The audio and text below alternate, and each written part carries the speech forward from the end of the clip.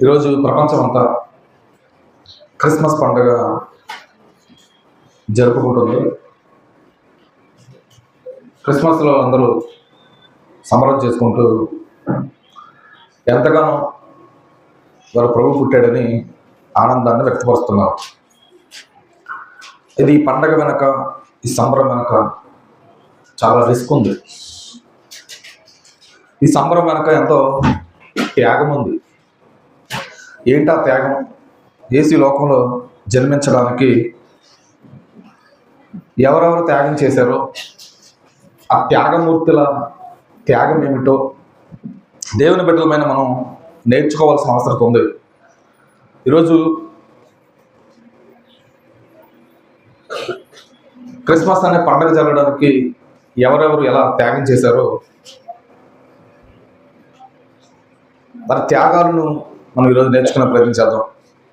Christmas అంటే క్రీస్తు జన్మ వెనక అనేక త్యాగాలు ఉన్నాయి అన్న సంగతిని మనం మర్చిపోకూడదు. కనుక ఈరోజు క్రిస్మస్లో ఉన్న త్యాగం రాసుకునే అలవాటు ఉన్నవారు రాసుకోండి. క్రిస్మస్లో త్యాగం, లేకపోతే క్రిస్మస్లో తెగింపు, లేకపోతే క్రిస్మస్లో రిస్క్, మరి ఏదైనా రాసుకోండి. క్రిస్మస్లో రిస్క్ ఉంది, క్రిస్మస్లో త్యాగం ఉంది, క్రిస్మస్లో తెగింపు ఉంది. రిస్క్ తీసుకోవడానికి మనం ఇష్టపడకపోతే మన జీవితంలో గొప్ప కార్యాలు జరగవు. ఏదైనా ఒక గొప్ప కార్యం జరగాలి అంటే మనం ఖచ్చితంగా రిస్క్ తీసుకోవడానికి ఇష్టపడాలి. ఎందుకులే రిస్క్ అనుకుంటే ఎలాంటి గొప్ప కార్యాలు మన జీవితంలో జరగవు. మన జీవితంలో గొప్ప కార్యాలు జరగాలంటే ఖచ్చితంగా మనం రిస్క్ ఖచ్చితంగా తీసుకోవాలి. మీరు ఏ పనులు చేయండి, ఆ పనులు ఖచ్చితంగా ఉంటుంది, రిస్క్ ఉంటుంది. చిన్న పని నుండి పెద్ద పని వరకు ఖచ్చితంగా రిస్క్ ఉంటుంది.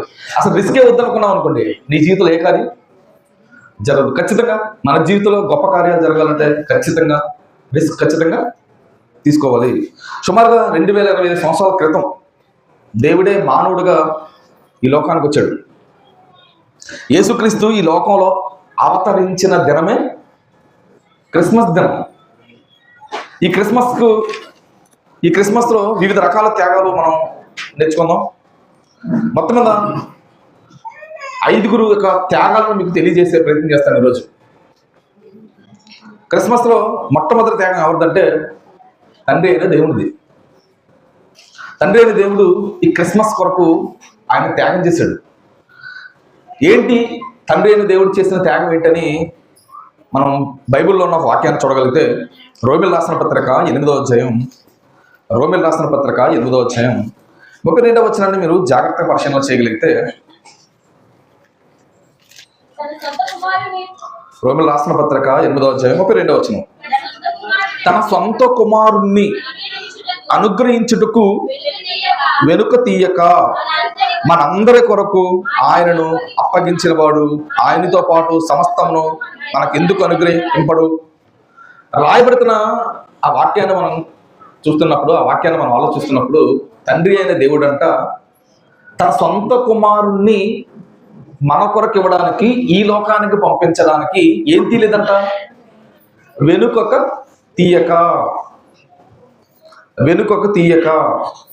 అంటే వెనుకొక తీయక అంటే వెనకాల లేదంట. ఎవరిని అడగడానికి? యేసుక్రీస్తు వారిని లోకానికి పంపించడానికి, యేసుక్రీస్తు వారిని మనకు అనుగ్రహించడానికి దేవుడు తన కుమారుణ్ణి ఇవ్వడానికి వెనకాల లేదంట. అంటే మన అందరి కొరకు యేసును అప్పగించాడు తండ్రి అయిన దేవుడు. అది ఎంత గొప్ప త్యాగం అండి! అపోస్తలుడైన పౌలు తన సొంత కుమారుని దేవుడు అనుగ్రహించాడని చెప్తున్నాడు, కానీ అపోస్తలుడైన యోహాన్ అయితే ఇలా మాట్లాడుతున్నాడండి. యోహాను సువార్త 3వ అధ్యాయం 16వ వచనం. దేవుడు లోకమును ఎంతో ప్రేమించును కాగా తన అద్వితీయ కుమారుణ్ణి పుట్టిన వాని యందు విశ్వాసముంచి ప్రతివాడు నశింపక నిత్య జీవం పొందినట్లు ఆయనను అనుగ్రహించును. దేవుడు ఎవరిని అనుగ్రహించాడంట? తన అద్వితీయ కుమారుడిని అనుగ్రహించాడంట. ఒక మాటలో చెప్పాలంటే తన ఒక్కడై ఉన్న కుమారుని పంపించాడంట లోకానికి. ఎంత గొప్ప త్యాగం అండి, ఎంత గొప్ప త్యాగం. అద్వితీయుడు అంటే ఒకే ఒక్కడు. ఇందులో గొప్ప ఏముందంటారేమో. ఏంటి, 2-3 పిల్లలు ఉన్నప్పుడు ఒక కొడుకుని లోకానికి పంపించాడు అనుకోండి, అందులో పెద్ద గొప్ప ఉండదు. ఒకడు పోతే ఇంకోటి ఉంటాడు, కానీ ఆయనకున్నది ఒక్కడే. ఆ ఒక్కడిని పంపించాడంట. ఆ ఒక్కడిని పంపించడానికి ఆయన ఏం చేయలేదంట, వెనకాడలేదంట. తన అద్వితీయ కుమారుణ్ణి నీ కోసం నా కోసం తండ్రి అయిన దేవుడు ఏం చేశాడు, ఈ భూమి మీద ఉంచడానికి త్యాగం చేశాడు.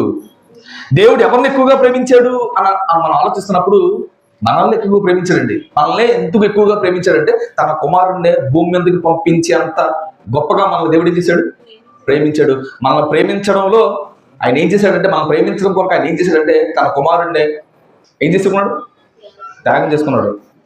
ఆ త్యాగమే, తండ్రి అయిన దేవుడు తన చేసిన త్యాగమే ఈరోజు ఏంటి అంటే క్రిస్మస్. ఈరోజు చాలా మందికి క్రిస్మస్ అంటే త్యాగము అన్న సంగతి ఎవరికి తెలియదు. క్రిస్మస్ అంటే మనలోకి ఏం తెలుసు, లైట్లు తెలుసు, కేకులు తెలుసు, స్టార్స్ తెలుసు,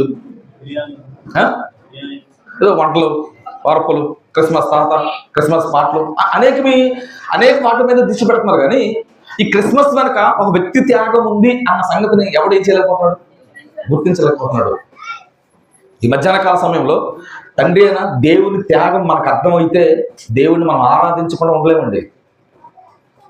దేవుడిని ఆరాధించకుండా ఉండలేము. ఎందుకంటే చెప్పిన ఆయన మన కొరకు తన కుమారుణ్ణే పంపించాడు, తన కుమారుణ్ణి మనకు అనుగ్రహించాడు. తన కుమారుణ్ణి ఇవ్వడానికి ఏం చేయలేదంట, వెనకాడకుండా తన కుమారుణ్ణి ఇచ్చాడంటే ఆయన త్యాగం మనకు అర్థమైతే ఆయన ఆరాధించకుండా మనం ఏం చేయలేము, ఉండలేము. కేవలం ఆరాధించడం మాత్రమే కాదు, ఈ సంగతిని బట్టి మనం నేర్చుకోవాల్సిన పాఠం ఏంటి చెప్పరా, మనం కూడా మన జీవితాల్లో దేవుని కొరకు ఏదో ఒకటి ఖచ్చితంగా త్యాగం చెయ్యాలని తండ్రి అయిన దేవుని బట్టి మనం ఏం చేయాలి, నేర్చుకోవాలి. ఈరోజు తండ్రి అయిన దేవుడు తన కుమారుడిని ఎలాగైతే అనేకుల కొరకు ఇచ్చాడో మన బిడ్డలు కూడా మనం కూడా అనేకుల కొరకు ఇవ్వాలన్న విషయాన్ని తండ్రి అయిన దేవుడి త్యాగాన్ని బట్టి మనం నేర్చుకోవాలి.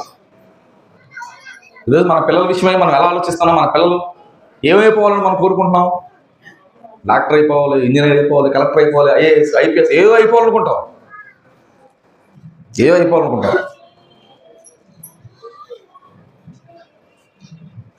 దేవుని కొరకు మన పిల్లలు సేవకులుగా మారాలి, సువార్థికులుగా మారాలి, పరిచారకులుగా మారాలి. దేవుని కొరకు నా బిడ్డలు, నేను దేవునికి నా బిడ్డలను అర్పించాలి, సమర్పించాలి, అప్పగించాలి అని ఆలోచన చేసే తల్లిదండ్రులు ఈరోజు చాలా తక్కువ మంది ఉన్నారండి. ఎంతమంది ఉన్నారని మనం ఆలోచిస్తున్నప్పుడు అలా ఆలోచించే తల్లిదండ్రులు చాలా తక్కువ ఉన్నారు, తక్కువ పర్సెంట్ ఉన్నారు. మనందరికీ ఉండొచ్చు, మన పిల్లల పట్ల మనకు మంచి ప్రణాళికలు ఉండొచ్చు, నేను కాదన్నా. నేను అంటాను, మీ పిల్లల పట్ల మీకున్న ప్రణాళికల కంటే దేవుని ప్రణాళిక చాలా గొప్పది, చాలా గొప్పది, చాలా శ్రేష్టమైనది అంటారు.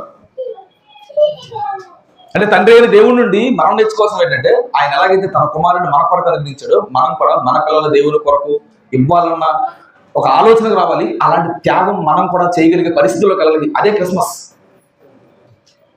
క్రిస్మస్ అనేది జపం చేసే ప్రతి ఒక్కడు చేయవలసిన పని ఏంటంటే తండ్రి తన కుమారుడు మన కొరకు ఎలా త్యాగం చేశాడో మనం కూడా మన పిల్లలు త్యాగం చేయాలి అన్న ఆలోచనతో ఏం చేయాలి, క్రిస్మస్ చేయాలి. అదే నిజమైన క్రిస్మస్.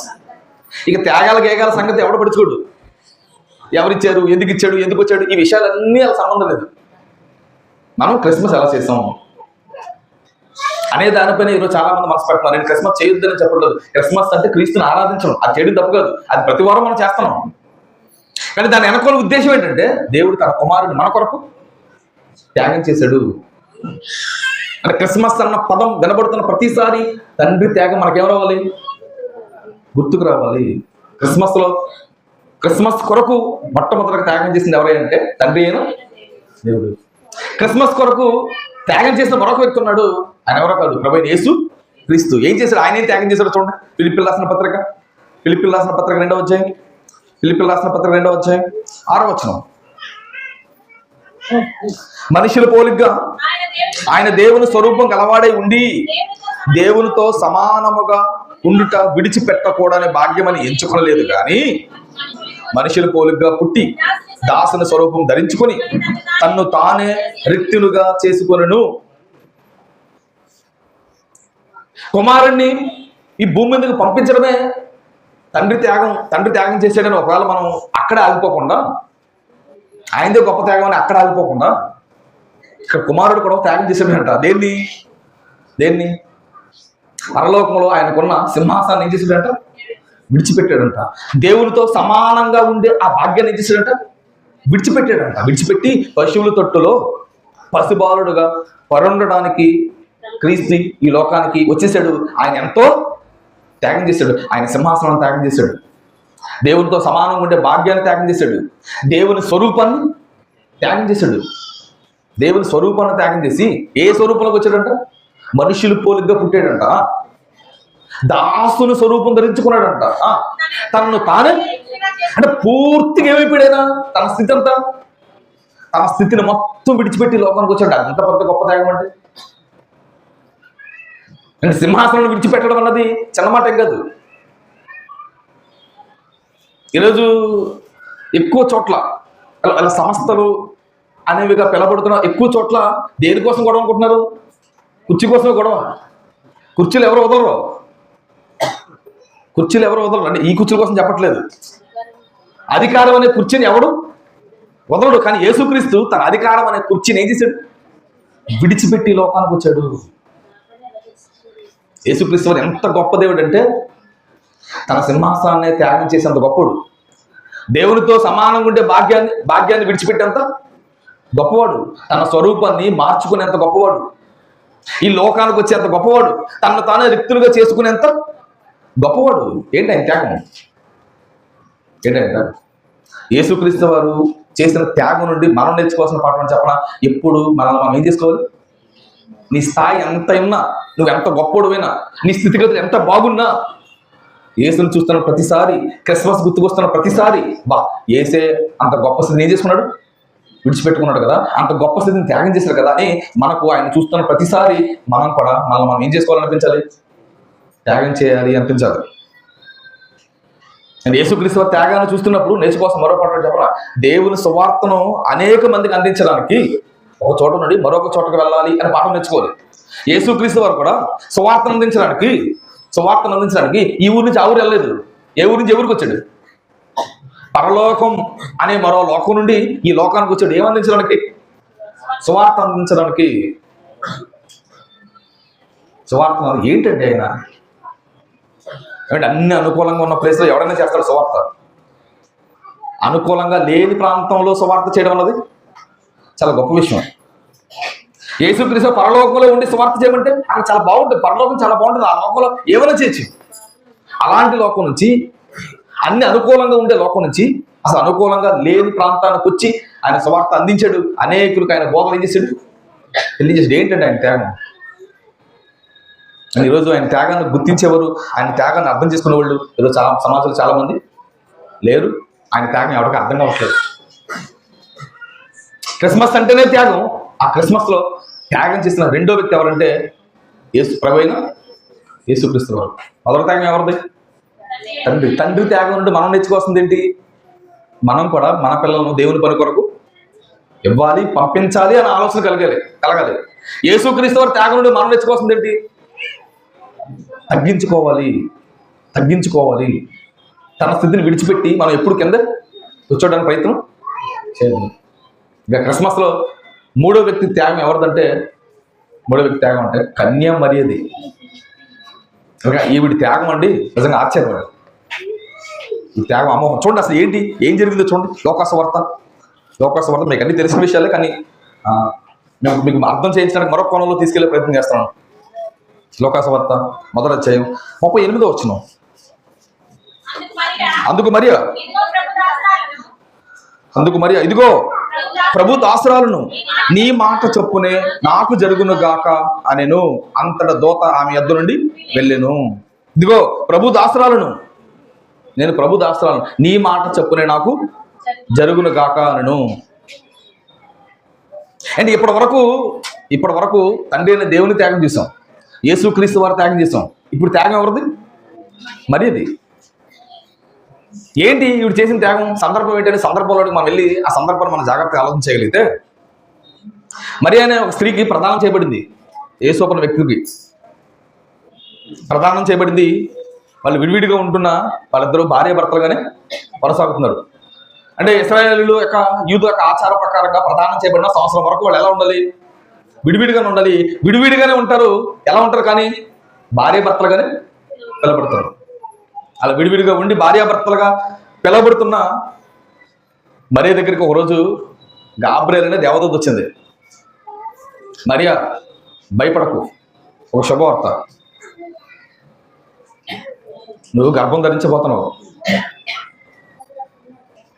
ఒక కుమారుని కనబోతున్నావు, ఆయనకి యేసు పేరు నువ్వు పెట్టబోతున్నావు అని ఎప్పుడైతే దూత మరియతో మాట్లాడిందో, మరియ కంగారు పడింది. కంగారు పడి తల్లి మాట్లాడుతుంది. లోకాసువార్త 1వ అధ్యాయం 35వ వచనం. దూత పరిశుద్ధాత్మ నీ మీదకి వచ్చును.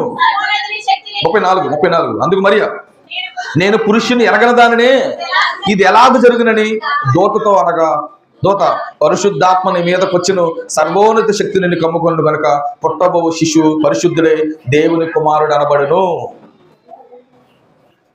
పరిశుద్ధాత్మ వల్ల నువ్వు గర్భం ధరిస్తావు, నువ్వు కంగారు పడతామని మరియతో మాట్లాడుతున్నప్పుడు ఆ మాటకు మరియ వెనక ముందు ఆలోచించకుండానే ఏమంది? ఎస్ ప్రభు, నీ ఇష్టమే కానీ ఉంది. నువ్వు పరిశుద్ధాత్మ వల్ల గర్భం ధరిస్తావమ్మా,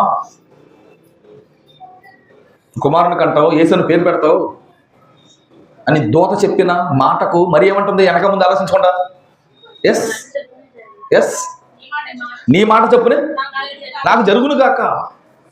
అదే విషయం 38వ వచనం చదువుతున్నాడు చూడు. 38వ వచనం. అందుకు మరియ, ఇదిగో ప్రభు దాసురాలును, నీ మాట చెప్పునే నాకు జరుగును గాక. నీ మాట చెప్పునే ఎస్.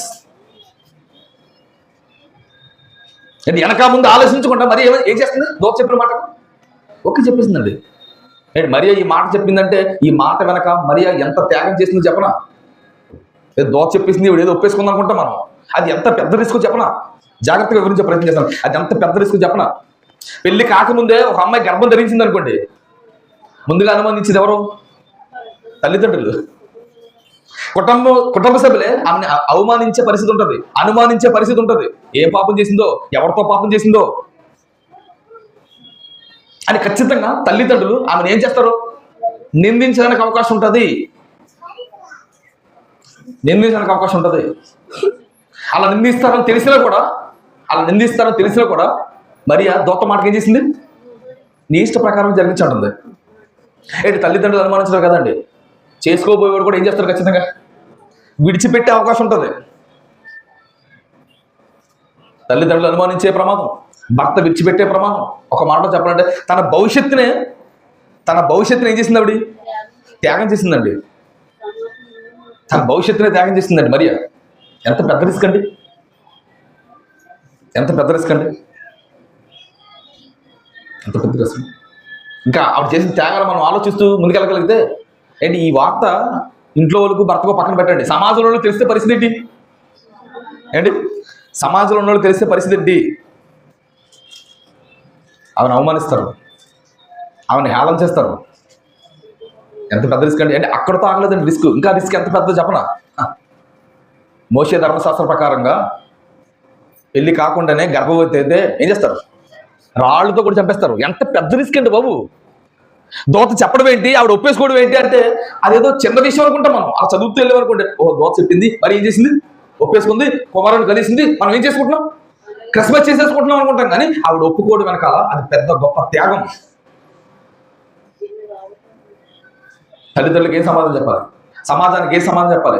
భర్తకి ఏ సమాధానం చెప్పాలి? ధర్మశాస్త్రాల ప్రకారంగా బ్రతికేవాడికి ఏ సమాధానం చెప్పాలి? రాళ్ళతో కొట్టి చంపేస్తారు. ఎంత పెద్ద రిస్క్ అండి బాబు, ఎంత పెద్ద రిస్క్. ఇప్పుడు చెప్పండి, రిస్క్ తీసుకోవడం కష్టమా తెలియక? చాలా కష్టం అండి. కానీ మరి ఏం చేసింది? రిస్క్ తీసుకుంది. ఆమె రిస్క్ తీసుకోవడానికి ప్రధానమైన కారణం అంటే చెప్పనా? ఆమెకు బలమైన విశ్వాసం ఉంది. అందుకే రిస్క్ తీసుకోవడానికి ఏం చేసింది? ఇష్టపడింది. తన భవిష్యత్తు మొత్తం యేసు పాదాల దగ్గర పెట్టి, దేవుడు పాదాల దగ్గర పెట్టింది దేవుడే చూసుకుంటాడు. దేవుడు ఏమైనా నాకు చేయగలడని బలమైన విశ్వాసంతో నమ్మి రిస్క్ తీసుకోవడానికి ఏం చేసింది?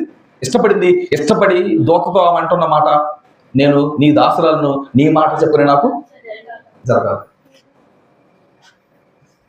దేవుడి మీద ఆధారపడింది, బలమైన విశ్వాసం ఉంది. తల్లిదండ్రుల సంగతి దేవుడు చూసుకుంటాడు, భర్త సంగతి దేవుడు చూసుకుంటాడు, సమాజం సంగతి దేవుడు చూసుకుంటాడు, ధర్మశాస్త్రాన్ని పాటించేవారి సంగతి దేవుడు చూసుకుంటాడని ఆమెకు బలమైన విశ్వాసం ఉంది, బలమైన నమ్మకం ఉంది. అందుకే రిస్క్ తీసుకోవడానికి ఏం చేసింది? ఇష్టపడింది. అంటే ఇందు మూలంగా మాట చెప్పాలనుకుంటున్నాను. ఒకడు రిస్క్ తీసుకోవడానికి ఇష్టపడట్లేదంటే ఆడికి బలమైన విశ్వాసం లేదు. బలమైన విశ్వాసం ఉన్నవాడు రిస్క్ తీసుకోవడానికి ఏం చేస్తాడు? ఇష్టపడతాడు. ఎందుకంటే దేవుడు ఏదైనా చేయగలడని నమ్మకం కలిగిన వాడు ఏం చేస్తాడు? దేవుడి మీద ఆధారపడి ముందుకు వెళ్ళిపోతాడు. మరి బలమైన విశ్వాసం ఉంది, అందుకే రిస్క్ తీసుకోవడానికి ఏం చేసింది? ఇష్టపడింది. నా దేవుడు ఏమైనా చేయగలడు, నా దేవుడు ఏమైనా చేయగలడు. నేర్చుకోవాల్సిన పాఠం ఏంటి చెప్పనా? మరియ జీవితం నుండి, మరియ త్యాగం నుండి మనం నేర్చుకోవాల్సిన పాఠం ఏంటి చెప్పనా? మనం ప్రభువుని నమ్ముకున్న తర్వాత, ప్రభువుని ధరించుకున్న తర్వాత ఎన్నో అవమానాలు, ఎన్నో నిందలు మన మీద కూడా వస్తాయి. వాటిని భరించడానికి మనం కూడా ఇష్టపడి ముందుకు వెళ్ళడానికి ఏం చేయాలి?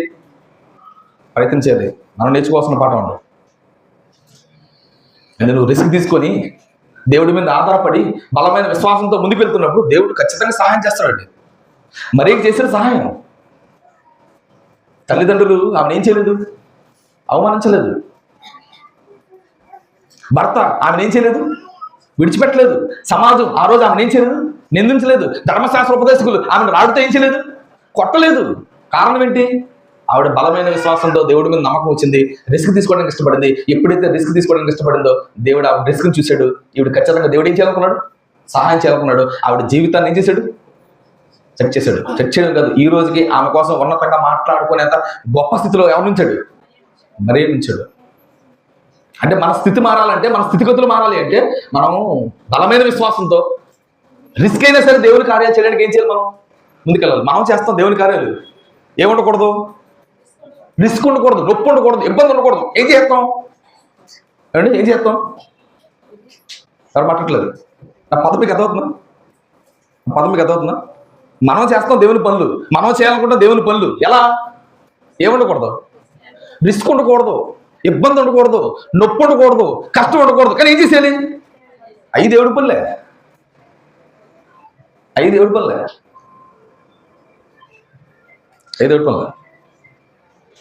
అంటే మరియ జీవితం నుండి మనం నేర్చుకోవాల్సిన పాఠం అని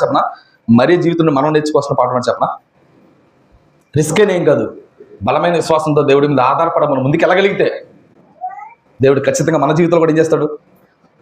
త్యాగం చేస్తాడు.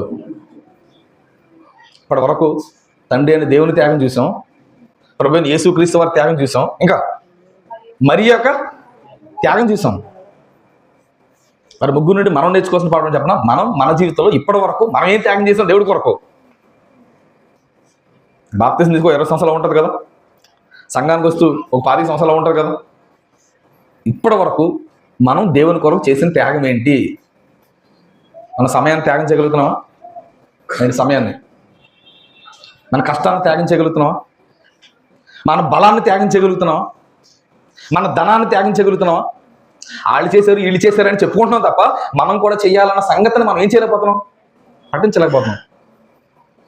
ఒక విషయాన్ని విని వెళ్ళిపోతున్నాం అంటే వినివారు మాత్రంగానే ఉంటున్నాం. మనం విన్న దాని ప్రకారం ఏం చేయట్లేదు? ప్రయత్నం చేయట్లేదు. మరియ జీవితం కోసం, యేసు జీవితం కోసం, తండ్రి అయిన దేవుని జీవితం కోసం మనం ఆలోచిస్తున్నప్పుడు, వాళ్ళ త్యాగాలు మనం ఆలోచిస్తున్నప్పుడు, అయ్యో వాళ్ళు త్యాగం చేశారంట, మనం కూడా త్యాగం చేయాలంట అని మనం ఎందుకు నేర్చుకోలేకపోతున్నాం? మనకు రిస్క్ అంటే ఏముండదు? ఇష్టం ఉండదు. ఒక్కసారి మనల్ని మనం ఆలోచిద్దాం, మనల్ని మనం పరిశీలించుకున్నాం. ఇప్పుడు వరకు మన జీవితంలో దేవుని కొరకు చేసిన త్యాగం ఏంటి? దేవుని కొరకు చేసిన రిస్క్ ఏంటి? ఒక్కసారి ఇలా గుండె మీద చేసుకొని, ఇప్పుడు వరకు బాప్తిజం తీసుకున్న కాడ నుంచి నేను దేవుని కొరకు ఈ రిస్క్ చేశాను, ఈ త్యాగం చేశాను, ఒక్కసారి గుండె మీద చేసుకుని అడగండి. మీ గుడి చెప్తుంది ఏమని? నోరు మీరు అంటది. ఏది? నువ్వేం చేయలేదు, నోరు మీరు అంటది. నువ్వు ఆలోచించొద్దంటది అంతే. ఎవరు అక్కడక్కడ తేలిపోతారు. త్యాగం చేసిన వాళ్ళు దేవుని కొరకు రిస్క్ అక్కడక్కడ తేలిపోతారు. చాలా మంది వెళ్ళిపోతారు. చేసిన వాళ్ళు అక్కడక్కడ ఉంటారు. ఎక్కువ మంది ఎవరు? No risk.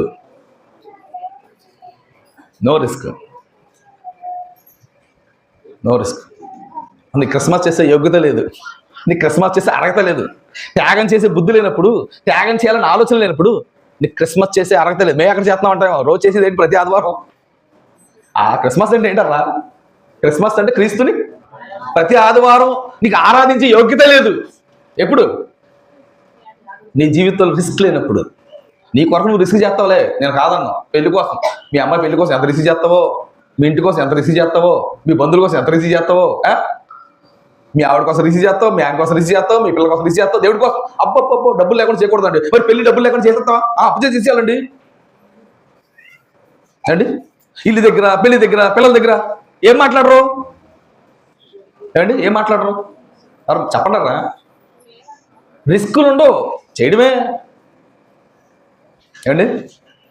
ఇంకో ఈ పని కొరకు 500 ఇవ్వాలి, లేవని వెళ్ళిపోతాం. ఇంటికి వెళ్ళగల పిల్లలు బాగోపోతే ఎక్కడ తీసుకెళ్ళిపోతాం? Private hospital తీసుకెళ్ళిపోతాం. అబ్బో, ప్రైవేట్ హాస్పిటల్కి వెళ్ళడానికి ఏముంటాయి? డబ్బులు ఉంటాయి. ఇక్కడ దేవుని పని చేయడానికి 500 అడిగేస్తారా పాస్టర్ గారు? ఒక్కసారి మనల్ని మనం ఆలోచించుకుందాం, మనల్ని మనం పరిశీలించుకుందాం. ఇప్పటివరకు మన జీవితంలో దేవుని కొరకు చేసిన త్యాగం ఏంటి? రిస్క్ ఏంటి? రిస్క్ అండి. నేను చాలా మంది అనుకుంటున్నారు అలా దేవుడు బాప్తిసం తీసుకొని అలా ప్రార్థనకు వచ్చి ఆ ప్రసంగం విని పాట పాడి రాన్ చేసి అలా వెళ్ళిపోతే పరలోకి వెళ్ళిపోతాం అనుకుంటున్నారు. పరలోకి వెళ్ళడం అంత ఈజీ కాదండి. పరలోకి వెళ్ళడం అంత ఈజీ కాదు. అపొస్తలుడైన పౌలు మాట్లాడుతున్నాడు, అనేక శ్రమలు అనుభవించి ఎరగలదు దేవుని రాజ్యంలో ప్రవేశించాలి. దేవుని రాజ్యంలో ప్రవేశించాలంటే నువ్వు రిస్క్ చేయాలి. ఇక్కడ నువ్వు రిస్క్ చేయాలి. ఇప్పుడు తండ్రి అయిన దేవుడు త్యాగం చేశాడు, యేసుక్రీస్తు వారు త్యాగం చేశాడు, మరియ కూడా త్యాగం చేసింది. వారి నుండి మనం నేర్చుకోవాల్సింది ఏంటంటే మనం కూడా ఖచ్చితంగా దేవుని కొరకు మనం కూడా ఏం చేయాలి? త్యాగం చేసేవారుగా ఉండాలి, రిస్క్ చేసేవాళ్ళగా ఉండాలి. ఈ త్యాగం రిస్క్ చేస్తే, దేవుడిని బలమైన విశ్వాసం చేస్తే ఖచ్చితంగా దేవుడు నీ జీవితంలో కూడా మరీ జీవితంలో చేసినట్టుగా నీ జీవితంలో ఏం చేస్తాడు? కార్యం చేస్తాడు. ఇక ఈ క్రిస్మస్ కోసం త్యాగం చేసిన 4వ వ్యక్తి ఎవరంటే మరియ భర్త అయిన యేసోపు. యేసోపు కూడా త్యాగం చేశాడు. చూడండి, మత్తయి వార్త మొదటి అధ్యాయం 24వ వచనం. మత్తయి వార్త మొదటి అధ్యాయం 24వ వచనం. యేసోపు నిద్ర మేలుకొని ప్రభు దూత తనకు ఆజ్ఞాపించిన ప్రకారము తన భార్యను చేర్చుకొని.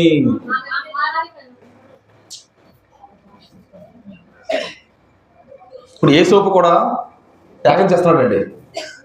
ఏం త్యాగం యేసోపు చేశాడు చెప్పనా? తన పరువుని, తన మర్యాదను త్యాగం చేశాడు. తన పరువుని, తన మర్యాదను త్యాగం చేశాడు. జారత్వం చేసిన స్త్రీని పెళ్లి చేసుకున్నావేంట్రా అని ప్రజలు ఏమంటారు? పెళ్లి కాకముందే మీ ఆవిడ గర్భం ధరించిందని ప్రజలు ఏమంటారు? ఏలం చేస్తారు. యేసోపుని ఏలం చేసేవాళ్ళు ఉంటారు. నీ భార్య మంచిది కాదనే వాళ్ళు ఉంటారు. ఇలాంటి అమ్మాయిని ఎందుకు పెళ్లి చేసుకున్నావరా అని అనేవాళ్ళు ఉంటారు. అయినా ఏం కాదు, తన మర్యాదని, తన పరువుని త్యాగం చేసి మరియను ఏం చేసుకున్నాడు? చేర్చుకున్నాడు అంట. ఎన్ని అవమానాలైనా భరించడానికి యేసోపు తెగించాడు, కనుకనే మరియను చేర్చుకున్నాడు. ఆ రోజు యేసోపు మరియను చేర్చుకోవడం అన్నది, మరియను చేరదీయడం అన్నది చిన్న మాట కాదండి, చిన్న మాట కాదు. సమాజంలోకి అలా వెళ్తున్నాడు అనుకోండి, ఏంటి ఇలా ఆవిడ కడుపుతూ ఉందంట పెళ్ళి అవ్వకుండా అన్నాను అనుకోండి, ఎవడన్నా పరిస్థితి ఎలా చెప్పండి అండి. ఇది ఆవిడ మంచిది కాదంట అని ఎవడన్నా మాట్లాడుకుంటే పరిస్థితి ఎలా చెప్పండి అండి. ఎంత రిస్క్ అండి బాబు, ఎంత రిస్క్ అండి. యేసోపు చాలా రిస్క్ చేశాడండి, చాలా రిస్క్ చేశాడు. ఒక మాటలో చెప్పండి, యేసోపు తన పరువుని, తన మర్యాదను ఏం చేశాడు? ప్రజలు ఏమని అనుకోని, లోకులు కాకలు అనుకున్నాడు అంటే అనుకున్నాడు. యేసుక్రీస్తు అనే వ్యక్తిని భూమి మీదకి తీసుకురావడానికి ఆయన జీవితాన్ని ఏం చేశాడు? ఆ రోజు త్యాగం చేశాడు. యేసోపు చేసిన ఒక అద్భుతమైన త్యాగం అని చెప్పనండి. ప్రభు దూత ఏం చెప్పింది? మీ ఆవిడని ఏం చేయమంది? చేర్చుకోమంది. ప్రభు దూత చెప్పింది లేదో వెంటనే ఏం చేశాడు అంటే, దేవుని మాటకు యేసోపు ఏం చూపించాడు అక్కడ? విధేయత. అండ్ యేసోపు ఒక మాటే, దేవుడు ఎన్నోసార్లు తన మాటలు మనకు ఏం చేస్తుంటాడు? వినిపిస్తుంటాడు. ఎన్నిసార్లు దేవుడు తన మాటలు మనకు వినిపించాడో ఒక్కసారి లోపడ్డామా? యేసోపు చెప్పడం ఏంటి, వెంటనే లోపడ్డం ఏంటి? చెప్పిన వెంటనే లోపడ్డాడంట. తన పరువును, తన మర్యాదను త్యాగం చేశాడంట. చెప్పిన వెంటనే విన్నాడంట. అండ్ ఆయన చేసిన మరొక అద్భుతమైన త్యాగం అని చెప్పిన యేసోపు. చూడండి ఏం జరిగింది, చూడండి యేసోపు చేసిన ఒక అద్భుతమైన త్యాగం చూడండి. మత్తయి వార్త 1వ అధ్యాయం, మత్తయి వార్త 1వ అధ్యాయం 25వ వచనం చూడండి. ఆమె కుమారుని కనువరకు ఆమెను ఎరగకుండెను. పెళ్ళయింది. భార్య భర్త ఒకే చోట ఉంటున్నారు. 9 నెలల పాటు బిడ్డను కనే వరకు భార్యని ఏం చేయకూడదంట, భర్త కూడకూడదంట. అని ఎంత కష్టం అండి. పెళ్ళైన అందరికీ తెలిసే విషయం. నేను పనిగట్టుకు ఆ విషయాన్ని వివరించాల్సిన చిన్నపిల్లలు ఇక్కడ. 9 నెలల పాటు ఒక భర్త భార్యని కూడకుండా ఉండడం ఎంత కష్టం. భార్య అయినా భర్త అయినా శరీర కోరికలని ఏం చేశాడు? ఆయన త్యాగం చేశాడండి బాబు, త్యాగం చేశాడండి. ఈ త్యాగం కొరకు మనం ఆలోచించుకుంటే మాట్లాడుకో చిల్లిగా ఉంటుంది. కానీ ఓ నెల రోజులు అమ్మాయి అల్టికి వెళ్ళిపోయి ఎప్పుడొస్తావు అంటారు అందరండి. మీరు నవ్వుకున్నది నిజం, అది నవ్వుకుంటున్నారు నిజం. 2 నెలలు 3 నెలలు 4 నెలలు 5 నెలలు 6 నెలలు 7 నెలలు 9 నెలలు శారీరక సుఖాలను ఆయన ఏం చేశాడు? త్యాగం చేశాడండి. ఏసోపు అంటే మనం ఆ ఏసోపు అండి అనుకుంటున్నాం.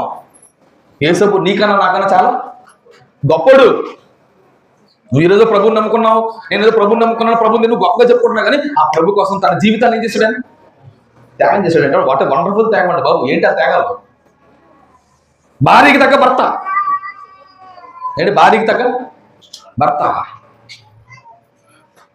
ఏంటి?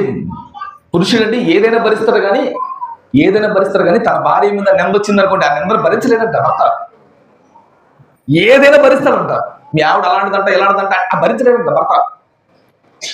సామెతల గ్రంథంలో మాట ఉంటుంది, భర్తకు వచ్చిన రోషం ఎలాంటిదో చెప్తుంటాడండి. సామెతల గ్రంథము ఆ మాట తీసిన వారు త్వరగా చూపించాలి. సామెతల గ్రంథంలో ఉంటుంది.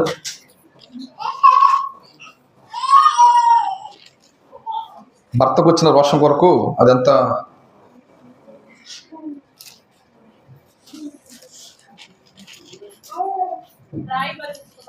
ఎక్కడమ్మా? సామెతల గ్రంథం 20 ఎంతమ్మా? 6:34 అంట. చూడండి, భర్తక పుట్టు రోషము మహా రౌద్రం కలిగినది, ప్రతీకారం చేయు కాలమందు అట్టివాడు కనికరపడడు. భర్తకు వచ్చే రోషం ఎలా ఉంటుందంట? చాలా ప్రమాదం అంట. ఎప్పుడు వస్తుంది భర్తకు రోషం? భార్య మీద ఎవడన్నా ఏదైనా కత్తిట్టు వెళ్ళిపోతాడు. భార్యని ఎవడంటే భరించలేడు. కానీ యేసోపుని ఎంతమంది అని ఉంటారండి. రా, మీ ఆవిడ పెళ్లి కాకముందే కడుపు తీసుకుంది, మీ ఆవిడ ఏదో తప్పు చేసి ఉంటుందని చేతకానడు రా, ఏమంటలేదురా ఏమండి? 10 మంది ఉంటారండి, రెచ్చగొడతారు. మీ ఆవిడ ఎలా చేస్తుంటే ఏమంటలేదు, నువ్వు చేతకానుడు మనం ఏదో చేతకానుడు చేసి మనకు కోపం రప్పిస్తుంటారు. అలా ఎంతమంది కోపం రప్పించుంటారో ఎవరికి? యేసోపుకి కోపడలేదు మహానుభావుడు. తన బరువును తాకట్టు పెట్టాడండి, తన మర్యాదను తాకట్టు పెట్టాడండి, తన సంతోషాలు తాకట్టు పెట్టాడండి. దేని కొరకు? నువ్వు నేను క్రిస్మస్ చేసుకోవడం కొరకు, క్రీస్తుని లోకానికి పంపించడం కొరకు తన జీవితాన్ని త్యాగం చేసేటండి. నాకు ఎప్పుడు క్రిస్మస్ అంటే ఇవి గుర్తుకొస్తుంటాయి. వాళ్ళు ఎంతో కష్టపడ్డారు, పండుగ వచ్చింది. నేను ఈరోజు ప్రపంచ ప్రజలు ఈ త్యాగాలు ఏం చేయట్లేదు, మర్చిపోవట్లేదు, గుర్తించుకోవట్లేదండి. గనుక ఈ పాఠం ద్వారా మనం నేర్చుకోవాల్సిన విషయం ఏంటి చెప్పనా? యేసోపు కూడా క్రిస్మస్ కొట్ట ఏం చేశాడు? త్యాగం చేశాడు. నిజంగా చాలా మంది మనవాళ్ళు బయట ప్రాంతాల్లో పరిస్థితి ఉంటుంది. కానీ 4 రోజులు 5 రోజులు 6 రోజులు వేటలో ఏడ చేస్తుంటారు. 5-6 రోజుల పాటు కుటుంబాన్ని విడిచి కష్టపడుతుంటారు. చాలా సంతోషం. అది చాలా గొప్ప త్యాగం. అది మీ కుటుంబాల కోసం ఎంత త్యాగం చేస్తున్నారే. 4-5 రోజులు నిద్ర లేకుండా, శరీర సుఖాలు లేకుండా, సరిగ్గా స్నానం ఉండదు, సరైన తిండి ఉండదు. ఏంటి సముద్రంలో పరిస్థితి ఎలా ఉంటుందో తెలీదు. ఇన్ని రిస్కులు చేయడానికి, నీ కుటుంబం కొరకు ఇన్ని రిస్కులు చేస్తున్నావే. నువ్వు నమ్ముకున్న ప్రభు కోసం ఇంత రిస్క్ చేయడానికి ఇష్టపడతావా? ఏమండి, నీ కుటుంబం కోసం 4 రోజులు సందర్భంటున్నావే.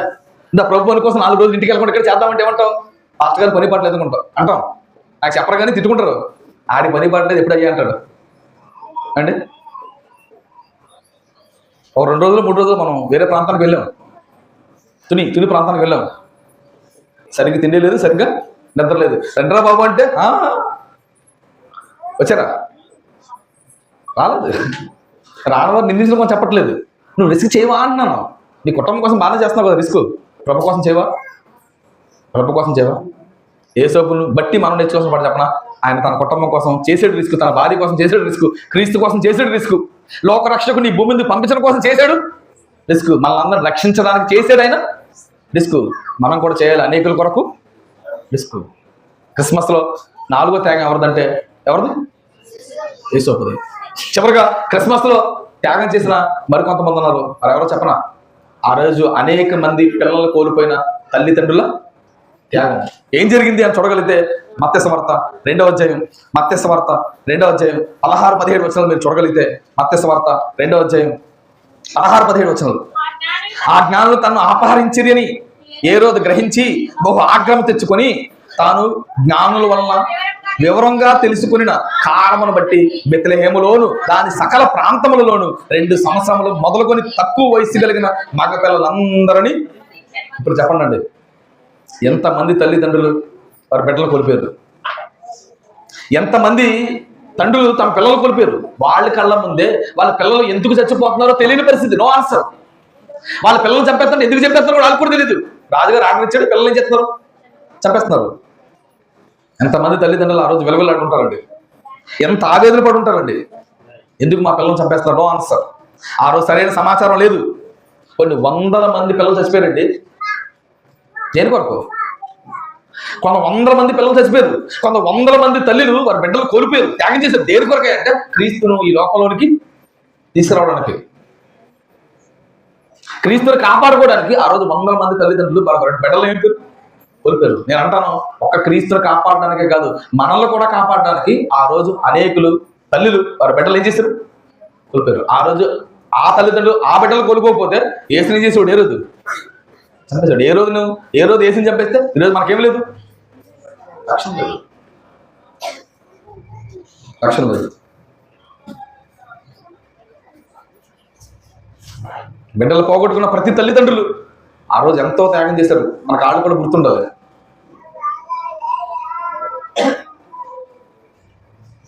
ఆ రోజు అనేక కుటుంబాల్లో విషాదం. ఎంత ఏడ్చుంటారండి, ఎంత విలవలాడుంటారు. వయసు అయిపోయి చచ్చిపోయాడు అనుకోండి, పెద్ద టెన్షన్ పడమా. పిల్లలు పుట్టిన బిడ్డలు అల్లా ముద్దుగా మన ఒళ్ళో ఉన్న బిడ్డలు ఏ కారణం తెలియకుండా, ఏ తప్పు చేయకుండా ఎంతో మంది తల్లులు తండ్రులు వారి బిడ్డలు కోల్పోయారు. నిన్ను నన్ను కాపాడడానికి, క్రీస్తుని కాపాడడానికి, క్రీస్తు ద్వారా నిన్ను నన్ను కాపాడడానికి. నేను ఇప్పుడు అడుగుతున్నాను, ఇప్పటి వరకు ప్రభు కొరకు నువ్వు నేను చేసిన త్యాగం ఏంటి? ఆ తల్లిదండ్రులు త్యాగం చూస్తున్నప్పుడు మనకు అర్థం అవ్వాలి, మనం కూడా త్యాగం చేయాలి కదా అని. యేసోపు త్యాగం చూస్తున్నప్పుడు మనకు అర్థం అవ్వాలి, మనం కూడా త్యాగం చేయాలి కదా. మరియ త్యాగం చూస్తున్నప్పుడు మనకు అర్థం అవ్వాలి, మనం కూడా త్యాగం చేయాలి కదా. యేసు జీవితాన్ని చూస్తున్నప్పుడు, యేసు బ్రతుకులు చూస్తున్నప్పుడు మనకు అర్థం అవ్వాలి, ఆయన ఏంటి, ఇక్కడ రావడం ఏంటి, ఇక్కడ బతకడం ఏంటి.